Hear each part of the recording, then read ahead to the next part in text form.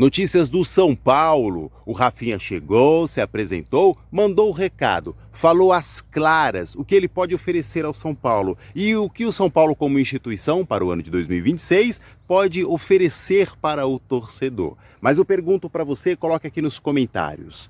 O Rafinha, ele é o salvador da pátria?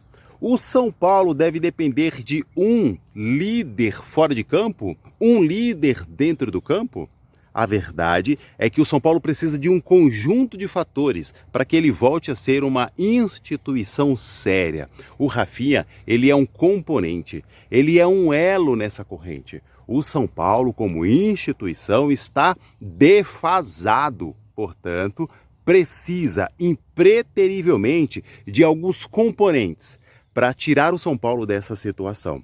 A saída do ex-presidente Júlio Casares foi uma parte importante nessa reconstrução. A saída de outras pessoas importantes, a priori, fora do elenco, no administrativo, na comissão, fazendo aquele elo como o Muricy fazia e fazia muito bem, foi alguns componentes que podem, somado aos outros, começar a surtir algum efeito. Mas todas essas saídas, tudo o que aconteceu até agora é muito irrisório para o tamanho da crise do São Paulo. Algumas pessoas deixaram o São Paulo, é verdade, foram dispensados, outros foram saindo de fininho, mas isso é os bastidores. Ainda há muita coisa para ser feita, fora de campo e dentro do campo. É por isso que nos vídeos eu tenho perguntado e eu quero que vocês coloquem aqui nos comentários o que mais precisa ser feito. Quem é o meia que pode vir somar no São Paulo? Quem é o atacante que pode somar no São Paulo? Será que o Crespo vai continuar? Os comentários contraditórios do Crespo, contraditório da administração do São Paulo, do Maciz, do Rafinha, expectativas um tanto quanto diferentes. Isso assim, foi o que eles disseram para a imprensa. A realidade nem sempre é essa. O Crespo, ele tentou, obviamente, em seus comentários, blindar a sua equipe. Ele está certo, não está errado não. E também entregar para aquele que assiste, até mesmo para a imprensa, um choque de realidade, levando em consideração tudo que o São Paulo tem enfrentado nos últimos jogos, tudo que tem acontecido nos últimos jogos. Então, o Crespo, ele tentou de algum jeito aliviar para os jogadores, mas deu uma repercussão, mostrou ali uma disparidade de opinião, quando na verdade todos devem estar alinhados. E lembrando, ainda que tivesse alinhado o comentário deles, o que a gente precisa ver é na prática, e até agora nós não estamos vendo. Todas essas mudanças que aconteceram no São Paulo até o momento foram mudanças pequenas, irrisórias. Você acha que essas mudanças, elas já vão surtir efeito agora? É muito pequeno, é muito irrisório, coisa simples, saindo aqui, outro acolá, isso ainda é muito pequeno. O São Paulo precisa de uma reestruturação. Isso daí a gente deve acreditar que é só o começo. O São Paulo deve continuar fazendo essas mudanças. Agora o mais importante, repito, é pagar o salário dos jogadores, é acertar o que está pendente. Isso daí é a premissa. O São Paulo começou de outro jeito e não está errado também não. Tinha duas maneiras de começar essa reconstrução. Primeiro, pagando o salário dos jogadores e mudando algumas pessoas que estavam cuidando ou deixando de cuidar do São Paulo. Essa é a verdade. Agora, o contrário também seria possível.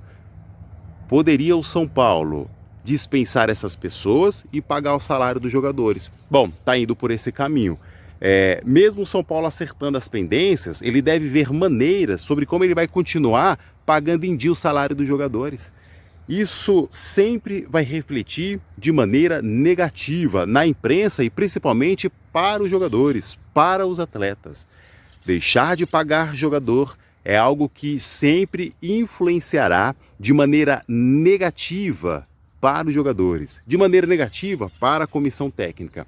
O São Paulo precisa acertar o salário dos jogadores, precisa continuar fazendo essas mudanças, ainda que pequenas, irrisórias, parece insignificante, precisa continuar. E em algum momento precisa parar também, porque quem está trabalhando e toda hora ficar ouvindo ali algum comentário de que um está sendo dispensado, outro dispensado. Isso influencia de maneira negativa em toda a comissão e nos jogadores. É como uma empresa comum, uma empresa privada, de repente fica sabendo lá que o facão está comendo solto. Isso é encarado de maneira negativa, de maneira pejorativa em qualquer empresa. E numa instituição de futebol não é diferente.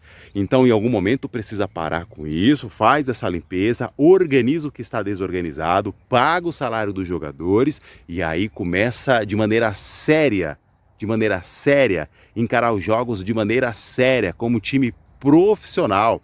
Parece um amadorismo sem tamanho. Então, de maneira profissional, uma vez que fez essa limpeza, que está organizando, saíram alguns, entraram alguns, aí é hora de a engrenagem funcionar e começar a levar adiante os objetivos e traçar novas metas. 45 pontos, Libertadores, isso são metas que o São Paulo precisa traçar. Mas para traçar essas metas precisa antes resolver as pendências, salário de jogadores, trazer jogadores com gabaritos para ajudar o São Paulo de fato, não apenas um jogador, alguns jogadores. O São Paulo não precisa de um líder, precisa de componentes. Juntando esses componentes, aí sim, o São Paulo pode brigar por campeonatos, brigar por posições em campeonatos. É uma coisa de cada vez, mas não pode ser nada atropelado. Isso gera desconforto e não mostra seriedade. É disso que o São Paulo precisa, seriedade. Sim, o Rafinha tem isso como compromisso, essa seriedade. Foi assim ao longo de toda a sua trajetória futebolística. Coloque aqui nos comentários. Quais são as suas expectativas com a chegada do Rafinha? É o salvador da pátria?